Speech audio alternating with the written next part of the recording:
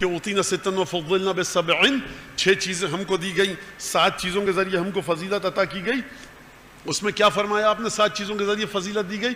نبی ہم میں سے، امیر المومنین منا صدیق، صدیق ہم میں سے، سب سے پہلے تصدیق کی جناب امیر المومنین نے، تو مولا کائنات۔ پھر اسد اللہ و اسد رسول ہم میں سے جناب حمزہ، ہم میں سے کون؟ منا طیار جناب جعفر طیار ہم میں سے۔ اور پھر یعنی کائنات کے وہ واحد شہید ہیں ابو الفضل عباس سے پہلے زمانی لحاظ سے، کہ دونوں ہاتھ قلم ہوئے اور پروردگار نے 2 پر عطا کیے جنت میں، جہاں چاہیں وہ چلے جاتے ہیں۔ اس کے بعد یا چچا ہیں یا یہ بھتیجا، یہ فضیلت بھی اس خاندان سے باہر نہیں گئی، اولاد ابو طالب کے حصے میں آئی۔ تو فرمایا ومن طیار جعفر طیار ہم میں سے ہے۔ آخر میں کیا فرمایا؟ من سبطہ ہذہ الامہ، 2 نواسے اس امت کے ہم میں سے ہیں۔ اور فرمایا ومن المہدی، اور مہدی ہم میں سے ہے۔ یہ اشارہ، اچھا اب مہدی ہم میں سے، تو یہ مہدی کرے گا کیا؟ یہ مہدی لاتعداد کام کرے گا، مجھے نہیں پتا کیا کیا کام کریں گے حضرت حجت آ کر، ایک بڑی طویل فہرست ہے کتابوں میں، روایات میں، احادیث میں، لیکن ایک کام کریں گے۔ وہ کیا کام کریں گے؟ انتقام دیں گے سید الشہداء کے قاتلوں سے، جنہوں نے سید الشہداء کو قتل کیا، ان سے انتقام لیں گے۔ تو یہ جو زیارت عاشورہ میں آپ پڑھتے ہیں پروردگار کہ مجھے توفیق دے، کس بات کی توفیق دے؟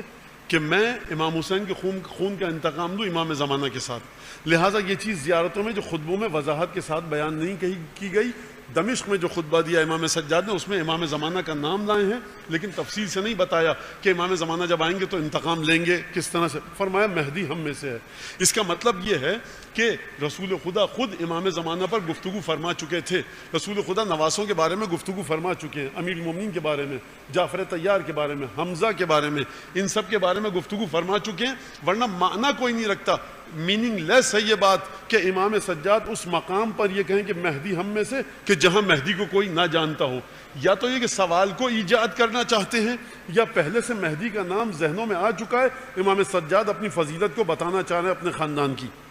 لہٰذا جو چیز ہم کو ملتی ہے کہ جو امام زمانہ انتقام لیں گے، کربلا آپ کو نہیں سکھا دی کہ آپ امام کے قاتلوں سے انتقام لیں، یہ خاصتاً مخصوصاً زیارات کے مطابق زیارت عاشورہ پڑھ لیجئے کہ ہم بطلب سارکم یا ساری، وہ جو خون میرا ہے، کون سا خون؟ جو امام حسین کے خون سے میرا تعلق ہے، میں امام زمانہ کے ساتھ، امام منصور من اہل بیت نبی، پروردگار آخری نبی کے گھر سے جس امام کا تعلق ہوگا، آخری امام، جب وہ آئے گا تو امام حسین کے قاتلوں سے انتقام لے گا۔